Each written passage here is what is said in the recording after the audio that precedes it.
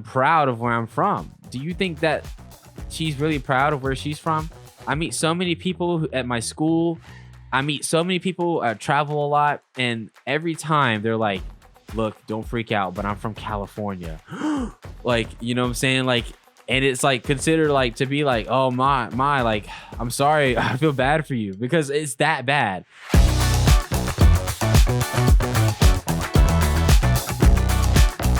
What's up, guys? Welcome to Let It Be Heard, where we are doers of the word, not hearers only. I'm your host, Jaden Heard, and today we're going to be learning why San Francisco is a dump. Check it out.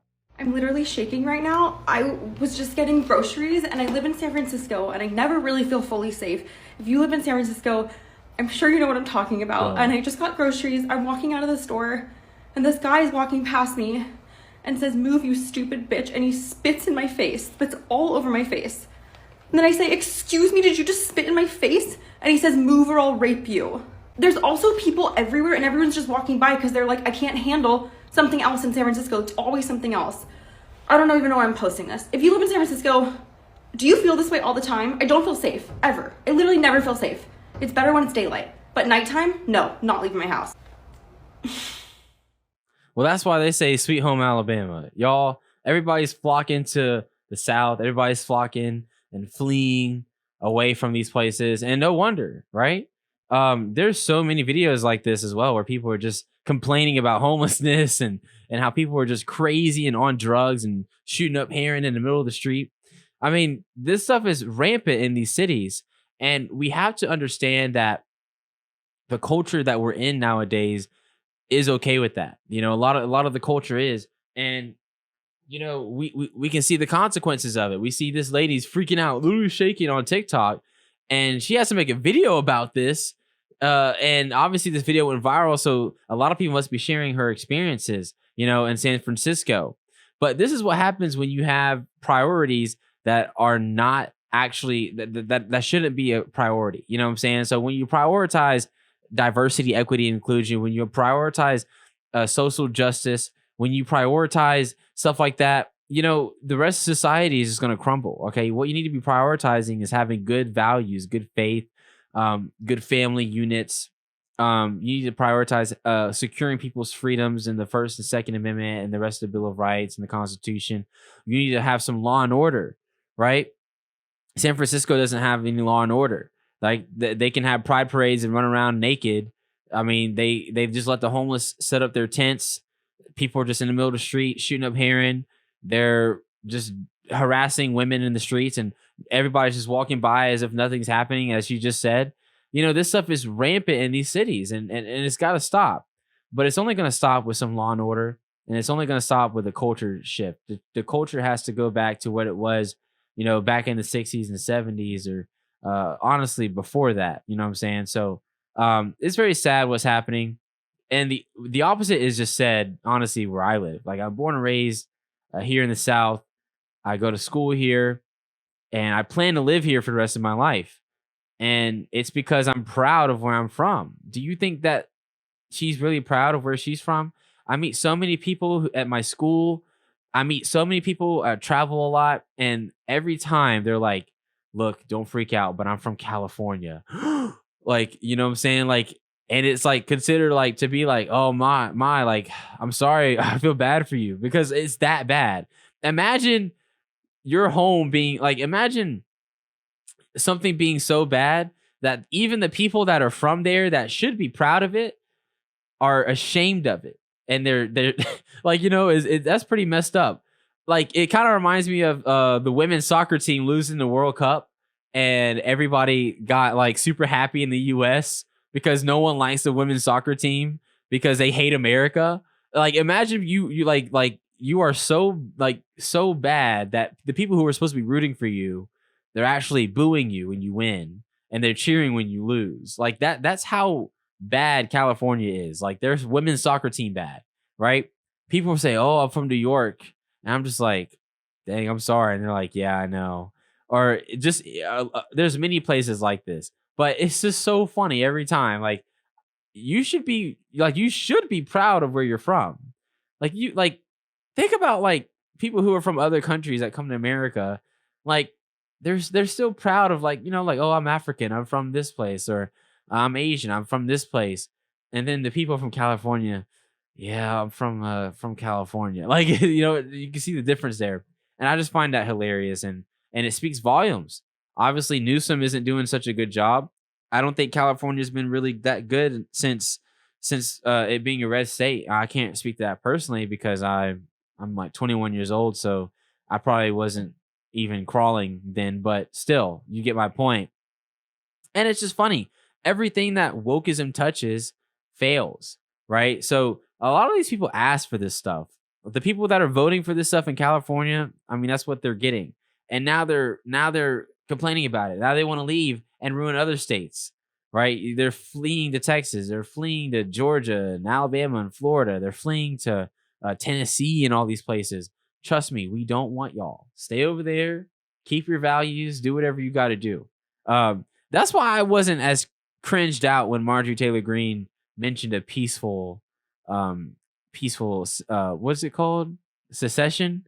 You know, I mean, I don't really want to say I'm pro secession, but I'm also not totally against it. Like, I now kind of see where the South was coming from on that. Like, knowing like what I know now, do you really want to like do you really want these people coming in and like ruining your state and your city and like taking everything from you? And I don't really want that. So stay over there, stay on that side of the fence. I'll come to you and maybe preach the gospel, but as far as living, I mean, you can kind of stay on that side of the fence, you know what I'm saying?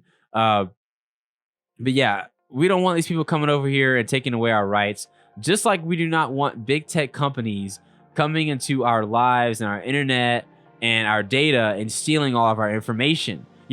What's playing out right now, guys, and what's happening with these big tech companies is insane, right? These people are literally taking all of your data, building a huge profile on you, and selling it to other people.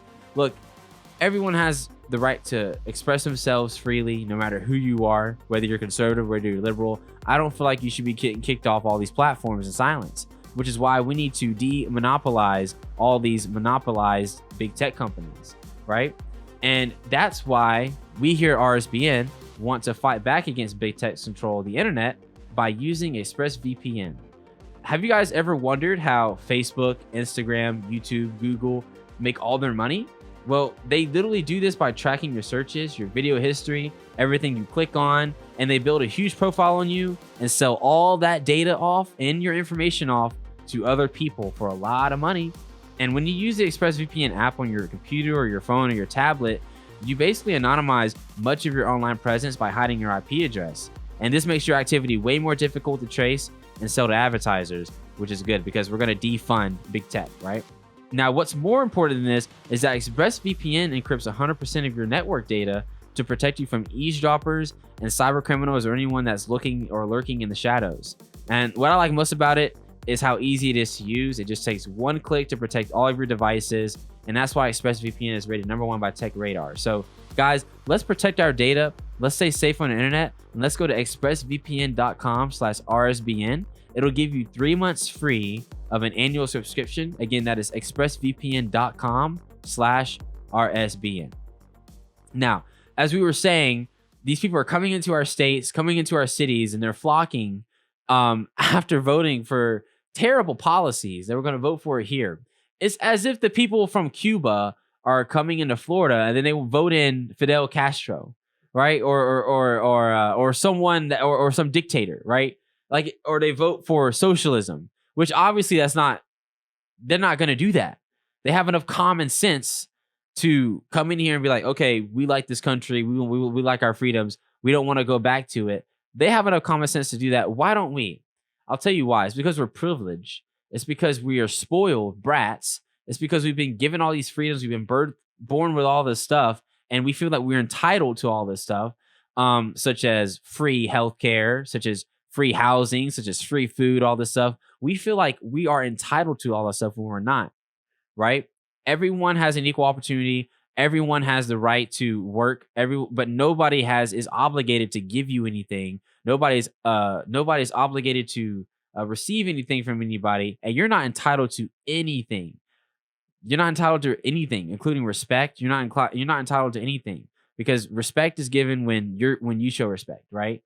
So remember that, like, all this stuff has like something behind it. It's a spiritual war, and it's a mindset. It really is a mindset. You know what I'm saying? So, guys, let's learn for the people who understand this. Let's learn to be grateful. First of all, that we do understand this, but second, just be grateful for what we do have.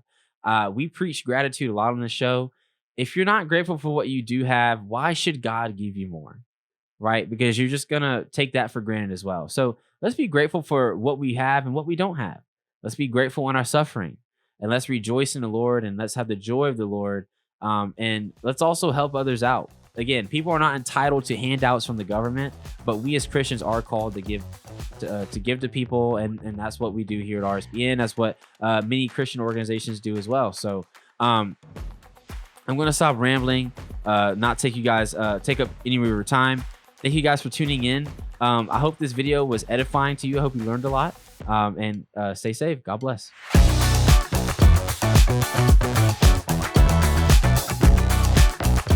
Thank you guys so much for watching this video. Be sure to check me out on Instagram, TikTok, and X. And be sure to hit that follow button and that join button. It'll take you over to our locals channel where you can further support the show and get access to additional content. God bless.